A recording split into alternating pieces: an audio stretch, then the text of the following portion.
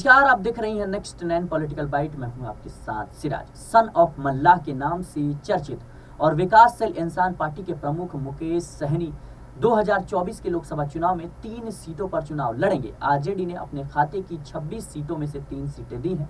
इन 3 सीटों में गोपालगंज और झंझारपुर और पूर्वी चंपारण है। साल 2019 में भी 3 सीटें मिली थी और इस बार भी 3 सीटें मिली हैं। अब सवाल यह है कि मुकेश सहनी को जो 3 सीटें मिली हैं उनमें से आरजेडी सुप्रीमो लालू प्रसाद यादव की झोली में कितनी सीटें दे पाएंगे।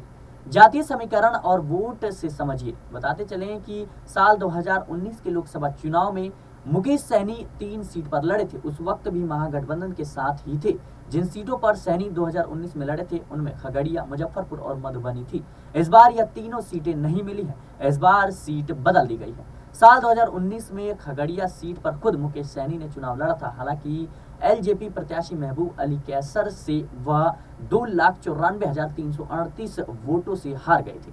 मुकेश सहनी को 2,54,181 वोट ही मिले थे। मुकेश सहनी के अलावा उनकी पार्टी के अन्य प्रत्याशियों का भी हार का सामना करना पड़ा था।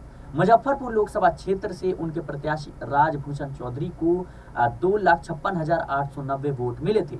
बीजेपी के प्रत्याशी अजय निषाद से 4,09,988 वोट से हार हुई थी। मधुबनी लोकसभा सीट पर मुकेश सहनी की पार्टी वीआईपी के प्रत्याशी बद्री कुमार पूर्वे को 4,55,000 के करीब वोटों से पराजित का सामना करना पड़ा था। भारतीय जनता पार्टी के प्रत्याशी अशोक कुमार यादव की जीत हुई थी। बद्री कुमार पूर्व को मात्र 1,41,000 के करीब वोट ही मिले थे। लालू प्रसाद यादव ने मुकेश सहनी को साल 2019 में दी गई तीनों सीटें छीन ली है। इस बार लोकसभा चुनाव में गोपालगंज, झंझारपुर और पूर्वी चंपारण पर चुनाव लड़ने का मौका दिया गया है। साल 2019 में इन तीनों सीटों में से 2 पर आरजेडी ने चुनाव लड़ा था। एक सीट पर उपेंद्र कुशवाहा की पार्टी रालोसपा चुनाव मैदान में थी। हालांकि इन तीनों सीटों पर एनडीए की जीत हुई थी। मुकेश सहनी को जो 3 सीटें इस बार मिली है वहां का जातीय समीकरण क्या है, यह जानना भी बेहद जरूरी है। बिहार में जातीय समीकरण पर ही चुनाव का रिजल्ट टिका हुआ है। हर पार्टी समीकरण देखकर ही अपने प्रत्याशी उतारती है।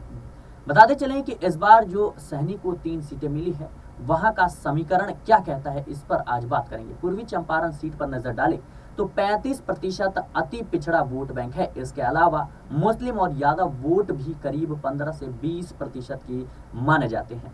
ब्राह्मण और अन्य स्वर्ण जाति के वोट भी 15 से 20% के करीब है। अति पिछड़ा वोट में मंडल की संख्या अधिक है। यही कारण है कि जेडीयू ने 2019 में रामप्रीत मंडल को प्रत्याशी बनाया और नीतीश कुमार की पार्टी के प्रत्याशी की जीत हुई। इस बार अगर अति पिछड़ा वोट का साथ मुकेश सहनी को मिल जाता है और एमवाई के समीकरण को जोड़ दिया जाए तो वीआईपी के प्रत्याशी की जीत हो सकती है।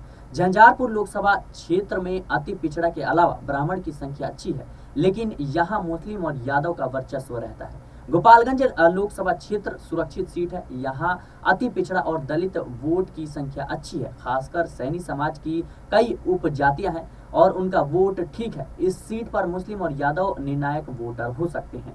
स्वर्ण वोटर भी खेल पलटने में अच्छी भूमिका निभाते हैं। ऐसे में अगर दलित वोट बैंक में सेंधमारी नहीं हुई तो मुकेश सहनी के लिए जीत सुनिश्चित हो सकती है। बता दें कि अभी इन 3 सीटों पर प्रत्याशियों का फैसला नहीं हुआ है और कहां से कौन लड़ेगा। वीआईपी सुप्रीमो मुकेश सहनी किस सीट से लड़ेंगे यह भी अभी तक साफ नहीं हो पाया है। बहुत जल्द पार्टी की ओर से प्रत्याशियों की घोषणा की जा सकती है। फिलहाल मुकेश सहनी और लालू प्रसाद यादव की रणनीति को लेकर आप क्या सोचते हैं, हमें कमेंट बॉक्स में जरूर बताएं। देश और दुनिया की तमाम खबरों के लिए बने रहे नेक्स्ट 9 पॉलिटिकल बाइट के साथ।